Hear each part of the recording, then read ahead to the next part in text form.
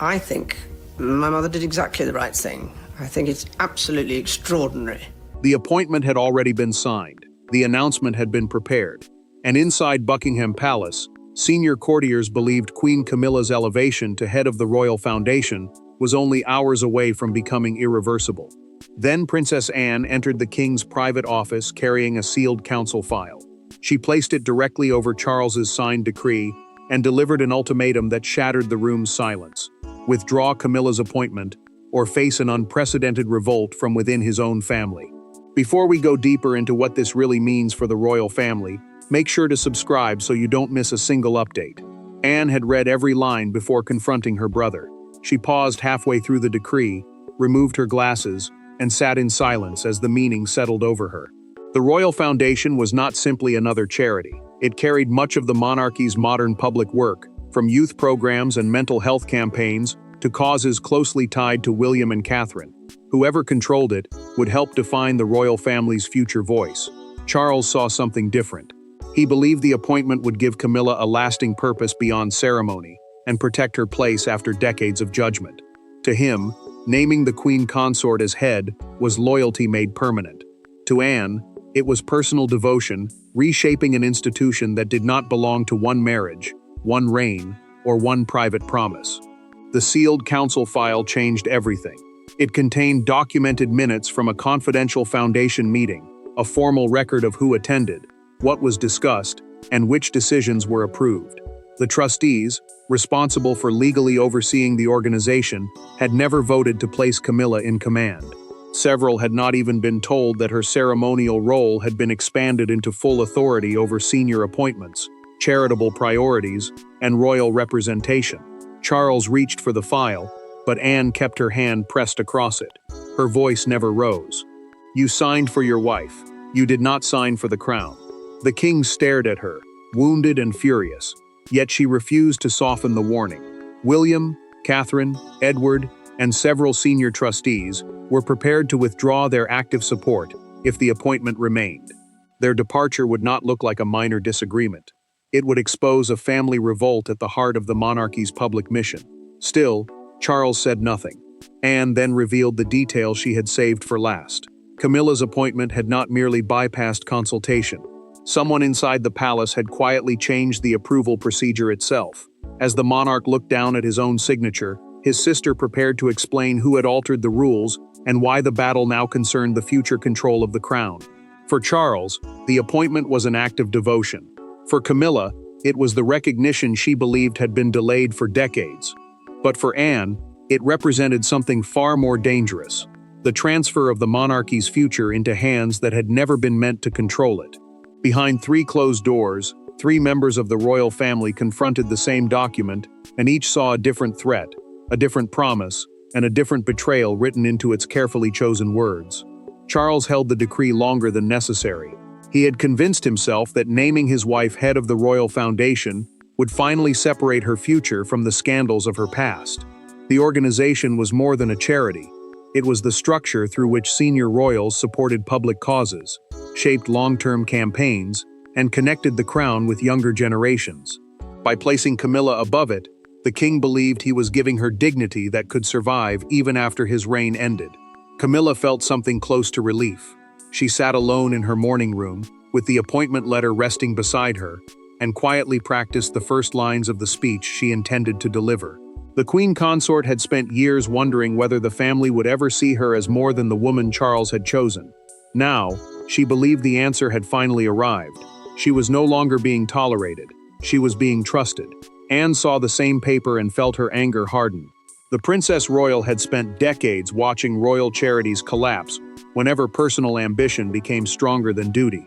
She believed the foundation had to remain closely tied to William and Catherine because they represented the monarchy beyond Charles's lifetime. To her, removing their authority was not merely insulting. It risked turning the future of the crown into a reward for old emotional debts. William received his copy without warning.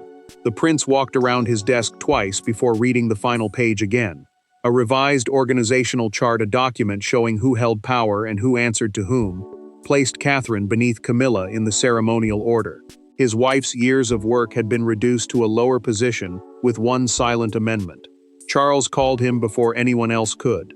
The king asked for unity. William answered carefully, knowing one reckless sentence could split the family in public. Then he said, "I can support you as king. I cannot support this decision." Anne had already prepared for that moment. Days earlier, she had ordered the foundation secretary to preserve every draft, note, and revision connected to the appointment. When she opened the earliest version, one detail stopped her cold. Camilla had never been named as head.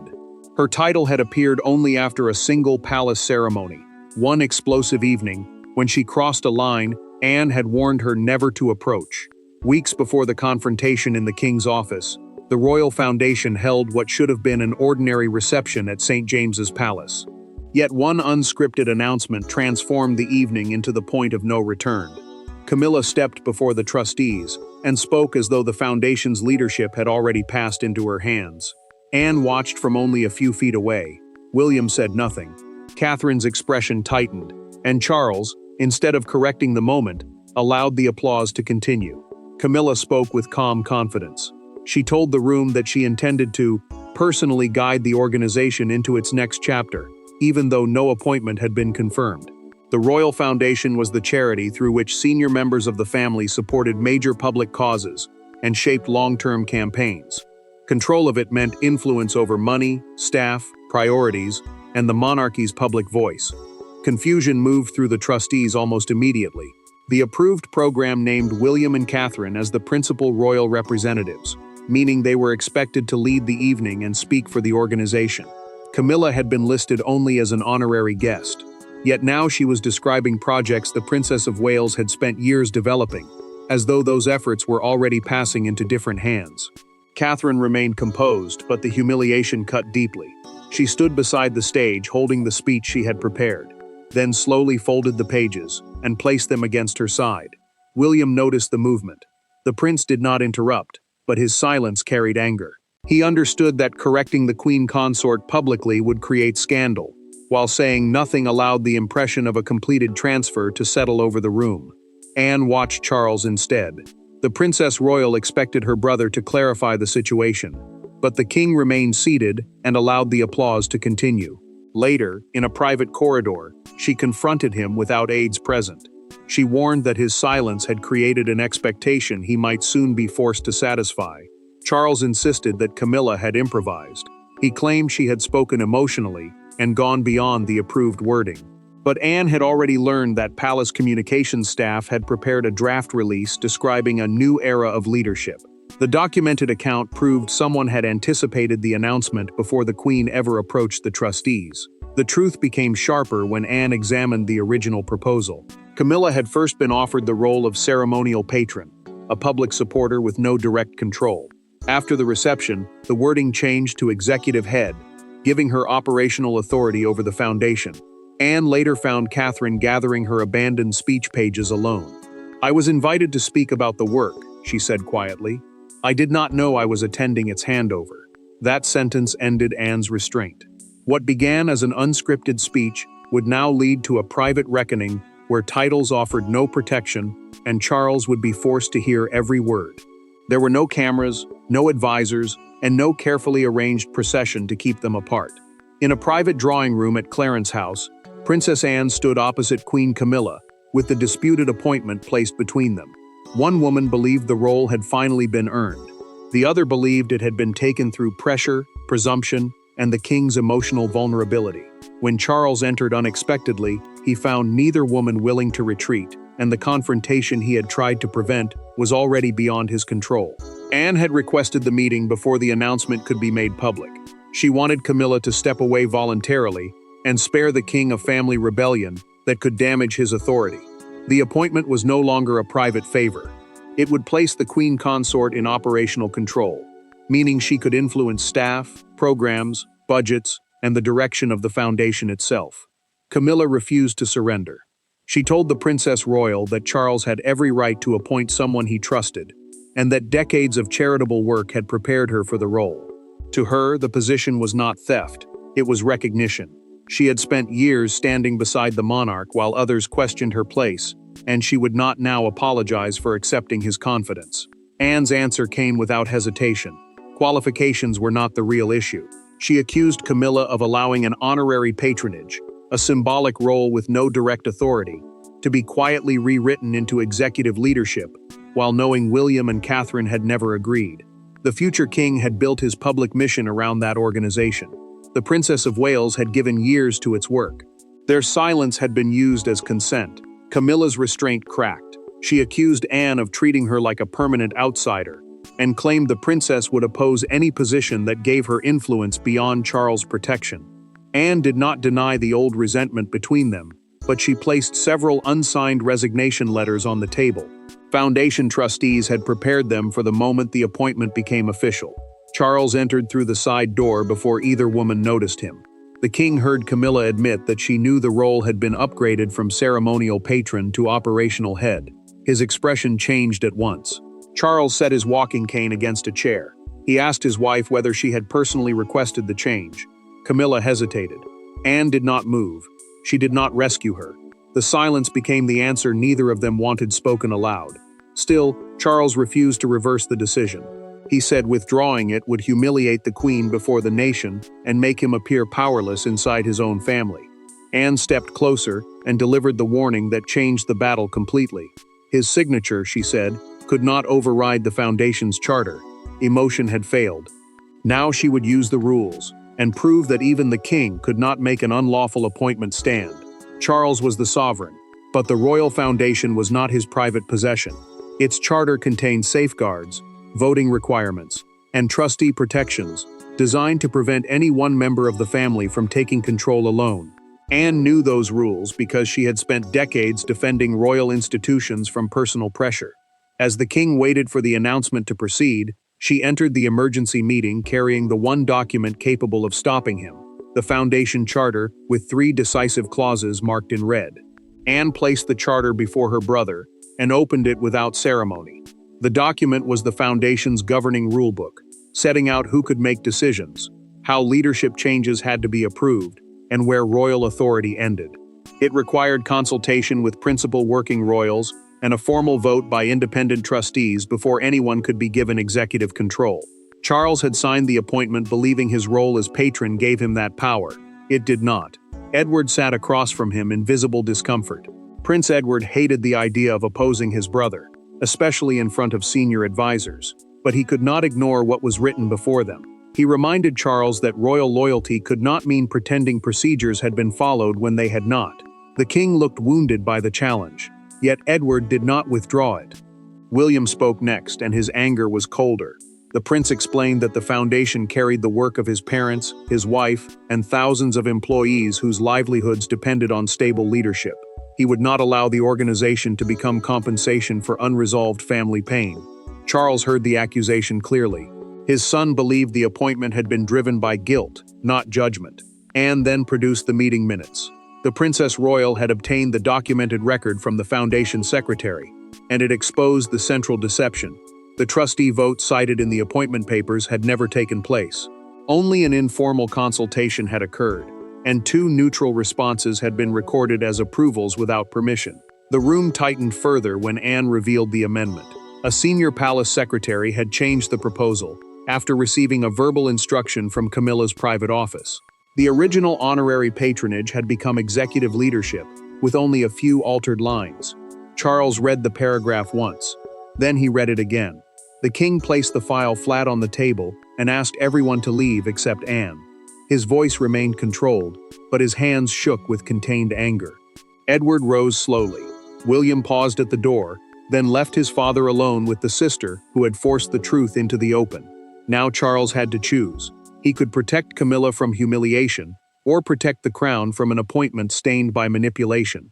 Before he could decide, the news reached the queen consort, and her reaction turned institutional pressure into a family rupture. Camilla learned that the appointment was collapsing, not from her husband, but from the silence of those around her. Her private secretary postponed the announcement. A Foundation briefing disappeared from her desk. Then the speech she had prepared was quietly returned in a sealed folder. For the first time, she understood that Anne had not merely challenged the decision. She had assembled enough support to stop it, and somewhere inside the palace, Charles was deciding whether his wife or his institution would bear the cost. Camilla opened the folder and found no explanation. The queen consort saw only her own speech, untouched and suddenly useless. Palace communications staff had suspended every reference to her becoming head, while the trustees reviewed the appointment process. Those trustees were the independent officials legally responsible for protecting the foundation's mission, finances, and leadership from improper control. Their intervention meant the crisis had moved beyond family disagreement. The damage spread quickly. Senior foundation officials canceled the planned leadership reception and restored William and Catherine's names to the program. That change mattered, because the event had been designed to present Camilla as the organization's new authority. Now the future king and the Princess of Wales had been returned to the positions associated with their years of work, while she had been quietly removed before the public announcement could begin. Camilla sat alone beside the speech and asked why Charles had not called. He had promised that the appointment was secure. He had assured her that resistance would fade once the decision became public. Now the king's silence felt like abandonment. She had believed the role would finally prove that the family trusted her. Instead, it was becoming evidence that they never had. Charles walked toward her rooms twice and stopped both times. The monarch carried the amended papers in one hand, yet he could not enter until he knew whether the appointment could survive. He loved his wife, but he also understood that defending her now might mean confronting William, Anne, Edward, the trustees, and the legal structure surrounding the foundation. Fear reached the staff as well. One advisor who had encouraged Camilla to seek the expanded position requested an immediate reassignment. Written notes then exposed why. Her office had pushed for the phrase, full strategic authority, even after foundation lawyers warned that such power required formal approval. Camilla tore the first page of her inaugural speech in half. Seconds later, she pressed both pieces flat against the table, as though she could undo the gesture. Her anger had collapsed into dread. That evening, Charles finally entered without aids and closed the door behind him. The palace waited outside. Inside, husband and wife faced the cost of ambition, and the decision that would determine whether Anne had won or the king would defy them all. No counsel sat between them. No secretary recorded their words. Charles and Camilla faced each other alone, surrounded by the remains of an appointment that had promised triumph and delivered humiliation. She asked whether Anne had turned him against her. He answered that Anne had shown him what he had refused to see. The role meant everything to Camilla, because it represented acceptance. Yet keeping it now would require Charles to sacrifice the trust of his children, his sister, and the institution he had sworn to preserve. Charles spoke first, but every word seemed to cost him. The king explained that the appointment could not proceed without approval from the trustees, the independent officials responsible for protecting the foundation's leadership and finances. Forcing it through would trigger resignations, legal challenges, and an open break with William. The future king would not remain silent, while an organization tied to his work and Catherine's legacy was placed under disputed control. Camilla listened without interrupting. The queen consort finally admitted that she had wanted more than another ceremonial duty. She wanted a role that would remain hers when the reign changed and Charles was no longer there to defend her place. The foundation, she believed, could secure her name in royal history through service rather than scandal. Camilla then asked the question he had feared. Would she always be the person sacrificed whenever the family demanded unity? Her voice did not rise, but the pain behind it struck harder than anger. Charles struggled, because part of him believed she was right. For years, he had promised that loyalty would protect her. Now duty was asking him to break that promise. Charles lowered his head and confessed the truth. He had confused protecting his wife with protecting the monarchy. The monarch had allowed guilt, love, and old wounds to shape an institutional decision. He had wanted to give Camilla dignity, but instead he had placed her at the center of a crisis. Camilla offered one final compromise. She could remain as co-head beside William, sharing authority while preserving enough status to avoid public humiliation. For one moment, the suggestion seemed possible. Then Charles reached inside the file he had carried into the room. The king placed the unsigned public announcement beside a signed withdrawal order, the formal document canceling the appointment and restoring the foundation's former leadership. Camilla looked at both pages, removed her reading glasses, and said, "Then you came here to inform me, not to ask me." Charles did not deny it. The reversal was complete in private, but Anne refused to let silence distort the truth.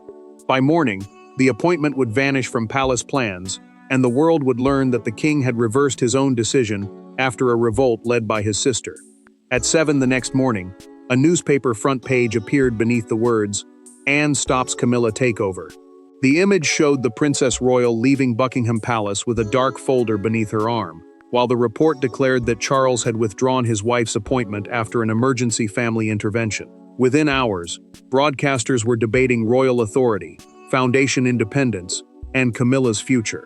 Yet the most powerful public moment occurred outside the palace, where one simple gesture captured everything the official statement tried not to say. Buckingham Palace confirmed that Camilla would not become head of the royal foundation, and that its existing leadership would remain in place. The announcement was brief, but the meaning was enormous. The foundation shaped the monarchy's charitable work, controlled major public campaigns, and carried the influence of William and Catherine into the next reign. By reversing the appointment, Charles had admitted that even a royal decision could not survive without lawful approval and family trust. A leading morning broadcaster described the reversal as the most serious challenge the king had faced from a senior working royal. The phrase spread quickly.